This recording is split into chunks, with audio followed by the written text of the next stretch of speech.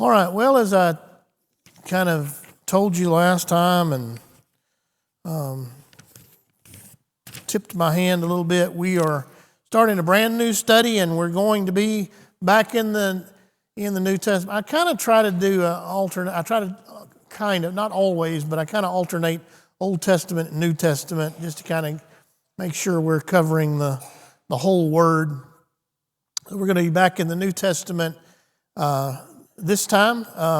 If you didn't pick up a copy of my little syllabus that I made, it's on parchment-looking paper. And it will lay out the study. And I think, what did I lay it out in? 20 weeks? Is that what I did? Is that right? How many? 22. Okay. So what I know maybe a couple of years ago, 2 or 3, time slips away on me, but 2 or 3 years ago, we did a study of the life of Christ, kind of a survey of the life of Christ. But I focused mostly on the events of Jesus' life, not so much the teachings of Jesus, and especially the parables of Jesus. And so I thought it would be good to back up a little bit and take care of or take a look at the parables that Jesus taught. And we're going to be doing the ones in Luke. Now, Luke, there's more parables in Luke than any other gospel, and we have some parables in Luke that we don't find anywhere else. So we're going to begin kind of with a little bit of an introduction to parables, just so we kind of know when we say parable, we know what we're talking about. So we're kind of all on the same page. And then we'll look at the first parable that we're going to look at tonight, in this study we'll look at tonight, which is the parable of putting old wine in new wineskins. New wine in old wineskins. That's it. Let's talk a little bit about parables. When I ask you the question, what is a parable? How do you answer that question? A story with a moral, all right? What did you say? A nugget from Jesus, I like that. Somebody else said something. An earthly story with heavenly meaning, okay, I like that. That's what you were going to say, okay. All of those things are correct. So now let me kind of reframe and redirect and ask it this way. What is the difference in a parable and an allegory? Yes, ma'am. Right. Multiple elements. So a parable usually has one main point. So that is the characteristic of a parable. It usually has one main point, whereas an allegory has multiple elements in the story, and they each have some sort of. They each symbolically represent some spiritual truth or some element of truth that way. And this is important to remember as we go through these. Parable has one main point. So if you try to take every element of a parable and have some sort of significant spiritual meaning, what are you probably going to do? You're going to misinterpret what's being said. And I see this done a lot. And they take a parable of Jesus that has one main point, but they try to take every single element of this story that Jesus is telling and have it represent something spiritual, and that's not the point of it. Now, there are some allegories in the New Testament, and there's some that Jesus teaches as well. Incidentally, some of those are labeled parables, and some of them we call parables, but they're really an allegory. The good thing about an allegory, usually when we see an allegory in the New Testament, we're given what the various elements mean. So that's good. We don't have to sit and try to figure out, okay, well, what does this mean? Because it's given to us. So let me ask you, just for kicks, what would be an example of Jesus using an allegory?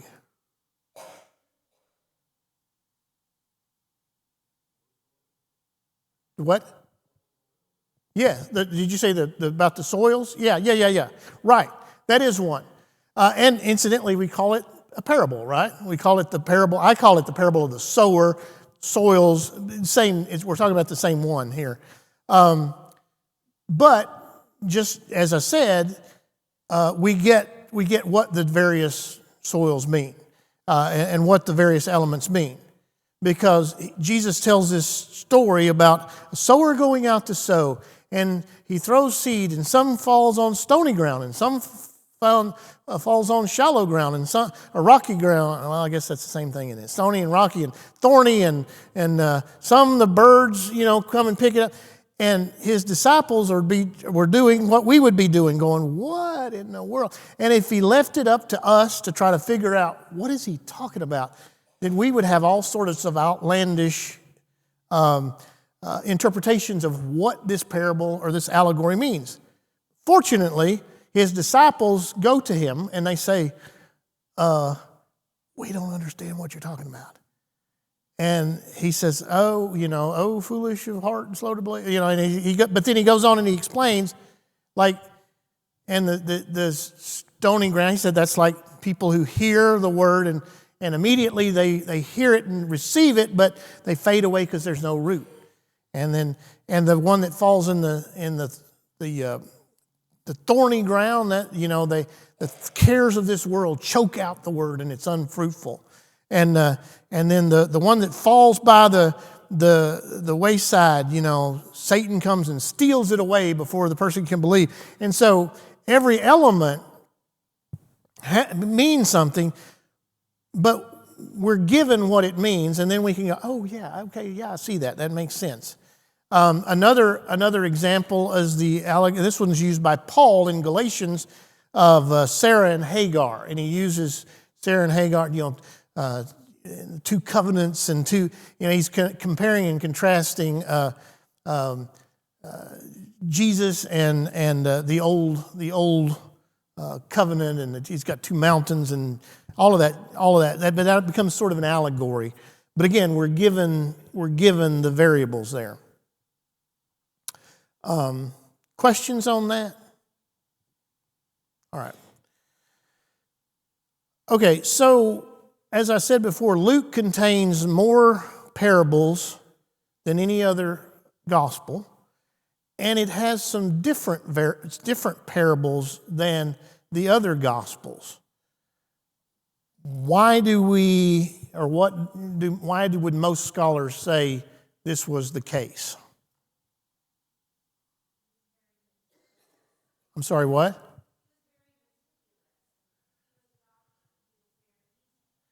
It's very detailed, true, but where did his information come from?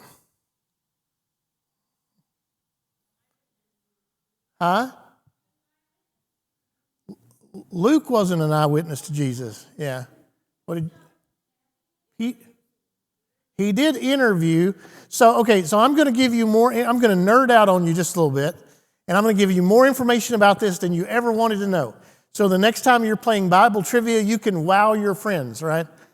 All right. So Luke is one of the three synoptic gospels, and by that we mean similar in that Matthew and Mark and Luke are very similar. They share a lot of the same information, sometimes word for word. John is different. John is an eyewitness, so he kind of does his own thing, and his gospel is very different. But Matthew, Mark, and Luke, they're written very similar. They contain a lot of the same information, the same stories. Why is that? Okay, now this is what scholars believe. People who are smarter than you and me. So, and I think it's probably true. I buy into this. I think it's probably true. If it's not true, it doesn't. You can believe it. You cannot believe it. It's not going to change your salvation one way or the other. It doesn't mean you believe or disbelieve the Bible, whether you believe this or not. But this is what most scholars think. is how the synoptic gospels came to be. Most scholars think that Mark's gospel was written first, even though it appears second in the New Testament. Most scholars believe that it was written first. Now Mark, that's John Mark, he wasn't an eyewitness, but he used an eyewitness as his primary source, and most scholars would say that eyewitness would be who? Peter, that's right. So you get Mark first. Now Matthew, he is also an eyewitness. He writes his after Mark does, and so he uses Mark as a source, but he also uses his own eyewitness account. So Matthew is using two sources. He's using Mark, his gospel. It was already in existence, but he's also using his own personal experiences, eyewitness account. Now we come to Luke, which is what we're going to be looking at here. And when scholars talk about the sources that Luke uses, you'll see these three letters, MLQ, all right? MLQ. So what do these mean? What is the MLQ? Well, M is for Mark, because most scholars believe that since Mark was written first, and because of the synoptics being so similar, that Matthew and Luke use Mark as a source. So Mark would be one source, which would explain Luke's similarity to the Gospel of Mark and to the Gospel of Matthew. Q is a hypothetical sourse, supposedly of Jesus' sayings. It's hypothetical. It's never been found. There's no way to prove it. It's just a theory that some scholars have that, okay, Luke used this source of Jesus' sayings that they just label Q as one of his sources. Maybe he did, maybe he didn't. I don't know. But the other one is the L, and that is a source unique to Luke that Matthew and Mark didn't have access to or did not take advantage of in the writing of their gospel, but Luke did, and it contained a lot of the parables that were unique to Luke.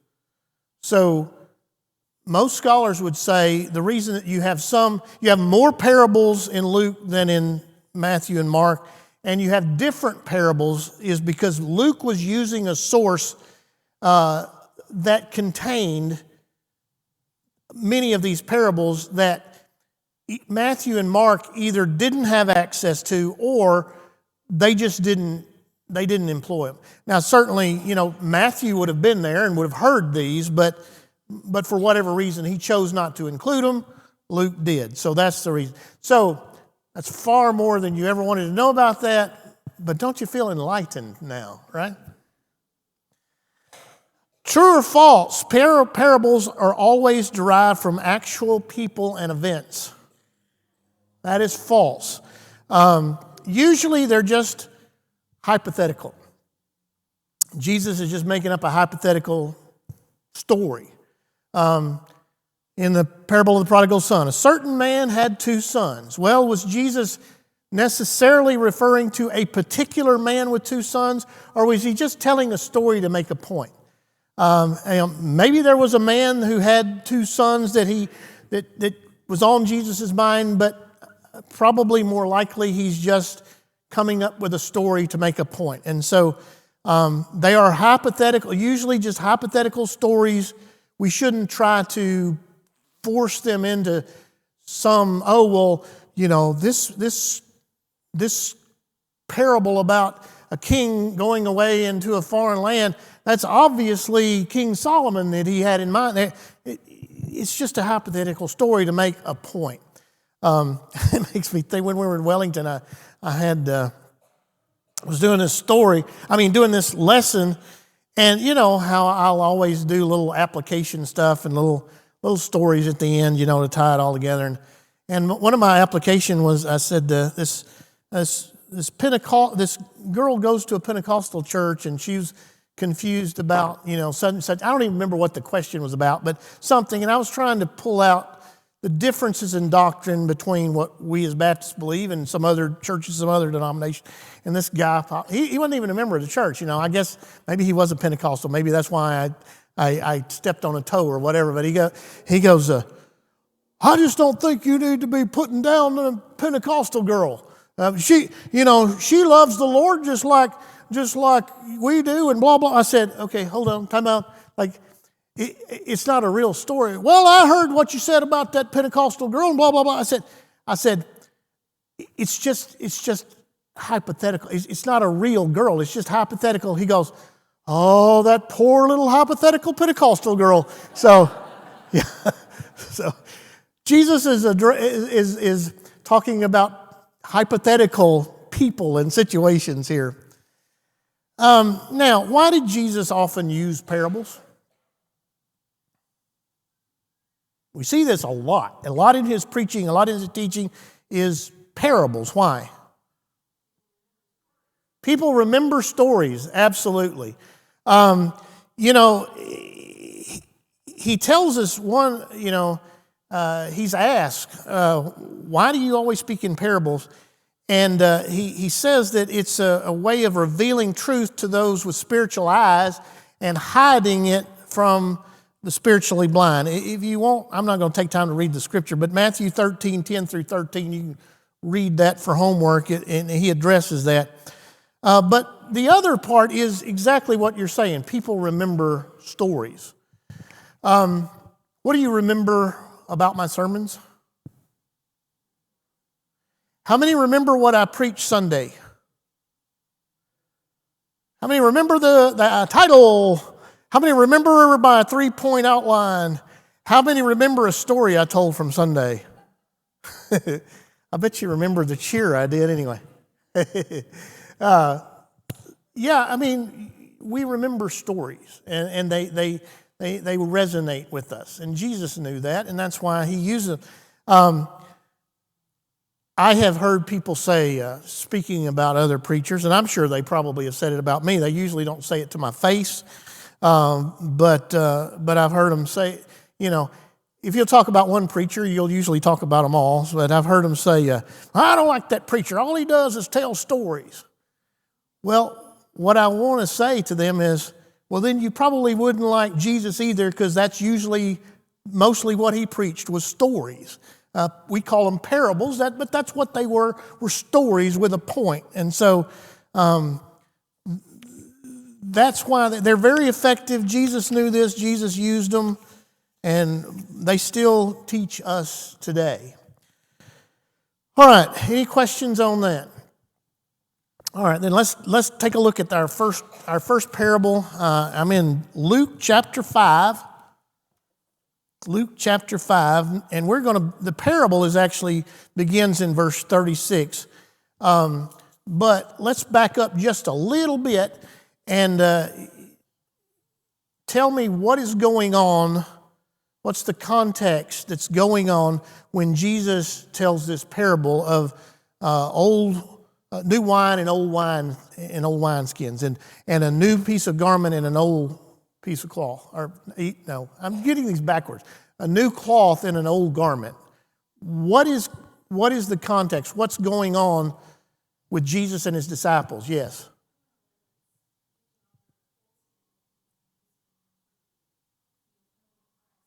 Okay, I can't hear you. I'm sorry. Yes.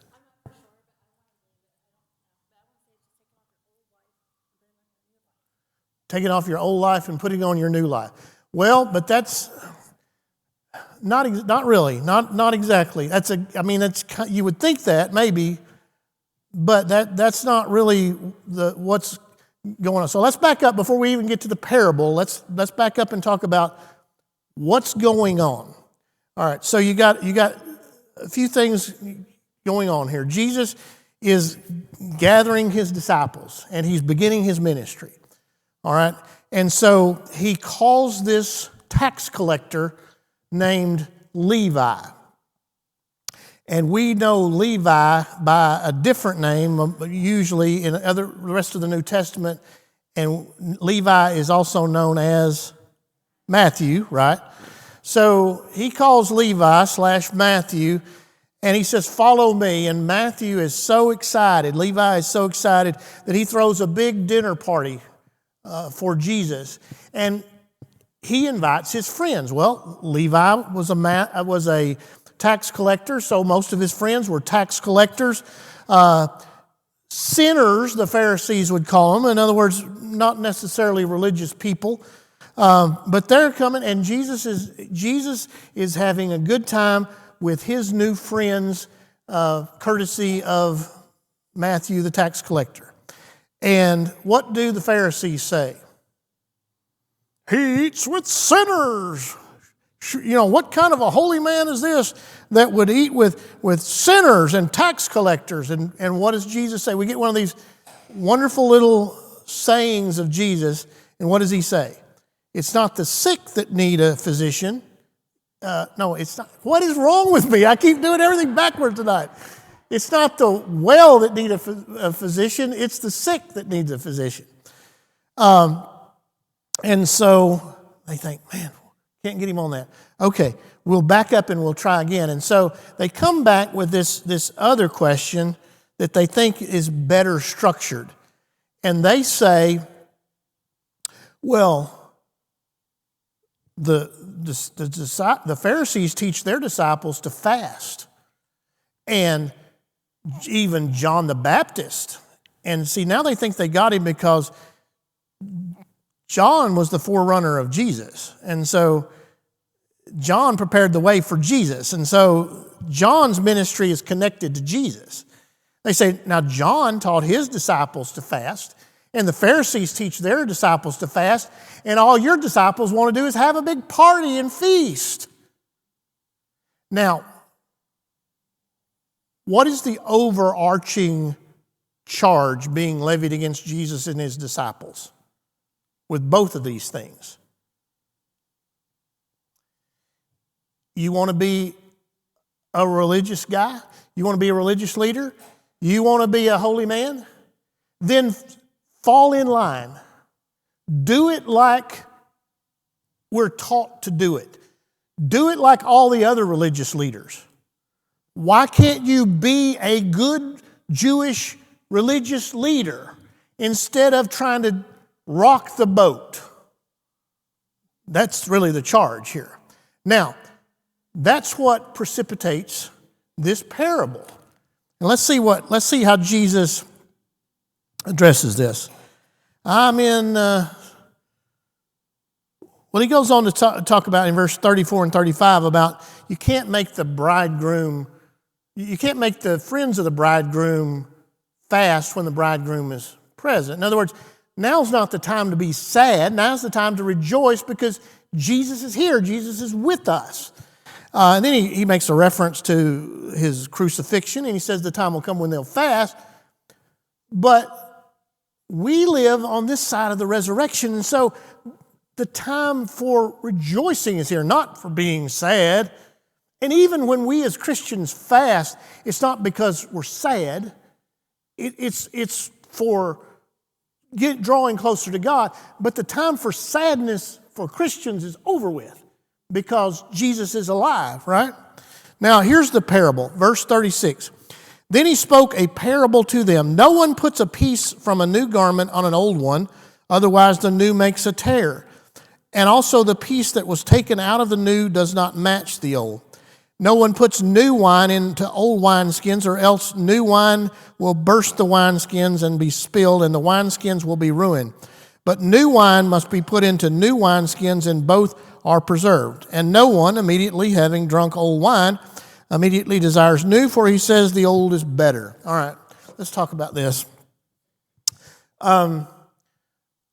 What is the practical truth that is employed in this parable of the cloth and the wineskin? And I'm not talking about the spiritual part. We'll get to that in just a minute. What is he saying? Because we don't deal in wineskins. Like that's not what that illustration is kind of lost on us. So what's the illustration? What's he talking about here? Exactly. So he uses two pictures of the same reality. He talks about having a cloth. If you have a shirt or a dress or some sort of garment, and it's older and it's ripped, if you put a patch of unshrunk cloth in there, then that will shrink and it will tear your garment. So, I mean, like when you buy a T-shirt, don't you always buy it one size too big? Right? I mean, I do. Am I the only weird one here? Like I buy my T-shirt one size too big. You know why? Because I know when my wife throws it in the dryer, it's going to shrink. And nobody wants to wear an uncomfortable T-shirt, right? So that's the idea. Same way with the wineskins. So they would take a piece of leather, a skin, a hide that was not completely cured out, that was still moldable, still pliable, and they would put that wine in there. Well, when the wine fermented, obviously it's going to grow, it's going to expand, and if you have a cloth that will give, or a skin that will give, then everything's fine.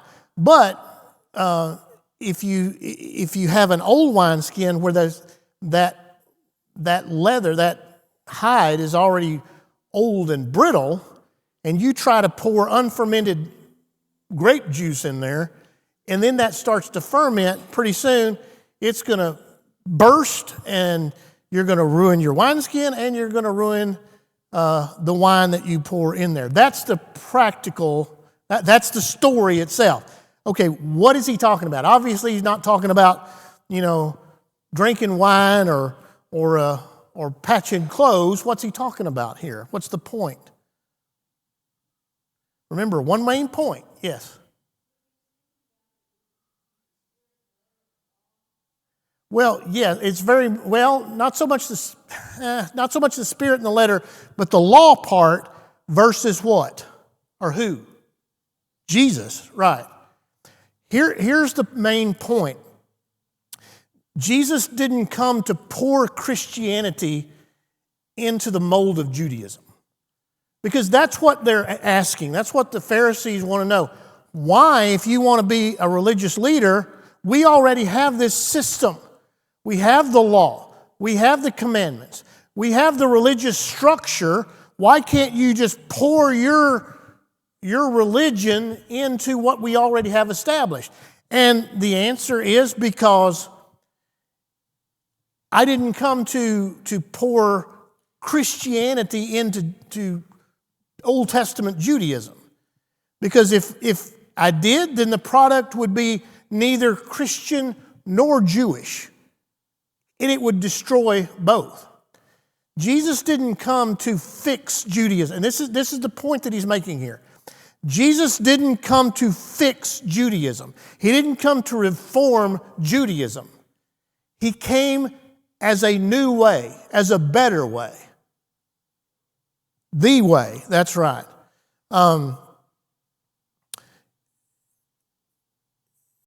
So yeah, I think that's what I was going to say. I mean, I think that seems to be the point, that God is doing something new through Jesus. He's not going to try to pour that into some old religious structure. He's doing something new. It's a brand new way through Jesus.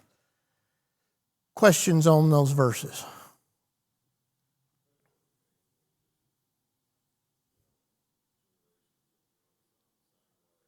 Oh, yeah.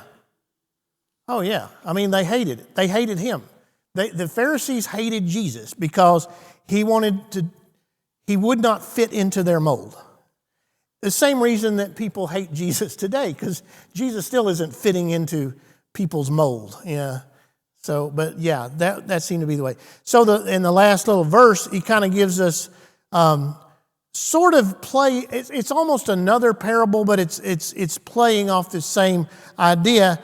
And what he says is nobody drinks old wine and then immediately wants new one because he says the old is better or the old is good enough, depending on how you want to translate that.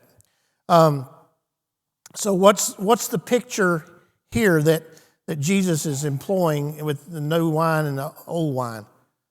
Well, practically, what is he saying? The guy says, "I've drank, I'm drinking this old wine. I've been drinking this same wine for 10 years, and it's great. Why would I want to try your wine?" What? Hard to change. Let me ask you this.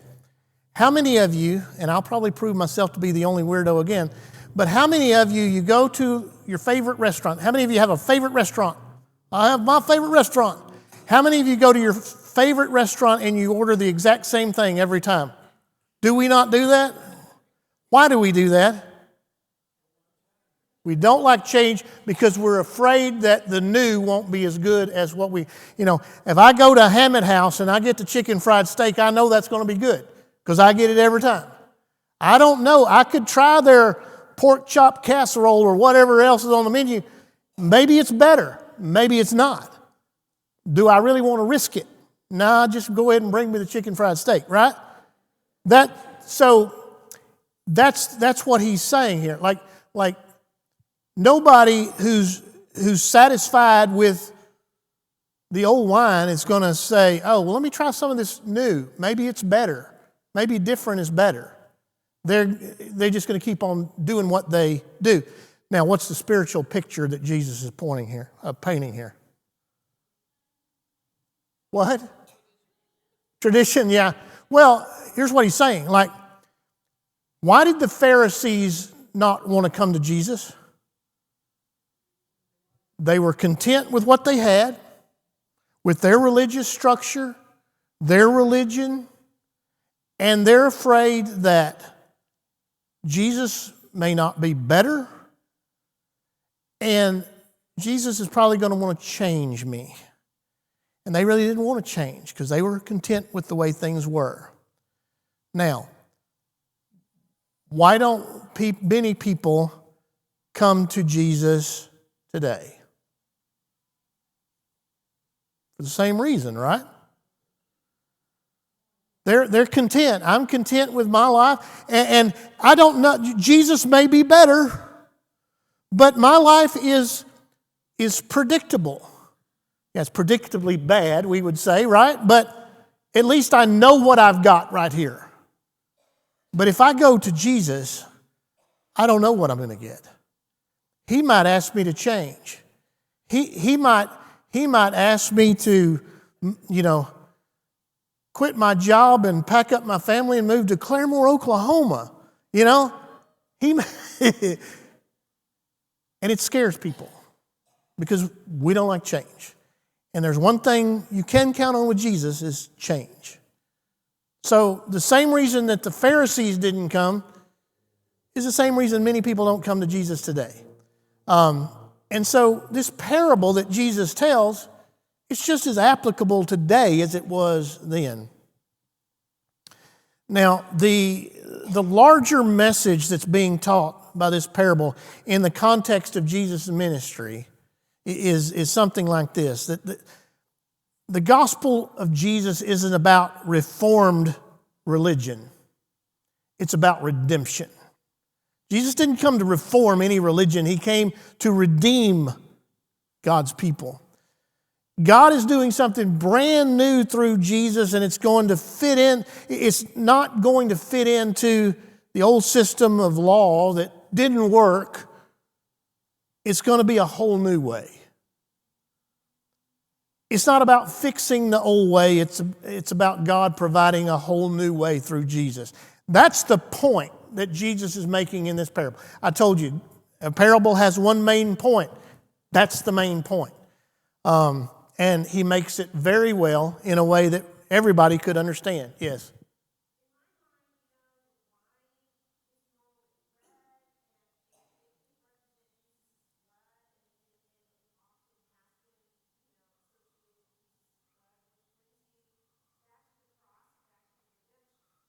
Are you trying to carry me back into an allegory again? One main point. Yeah.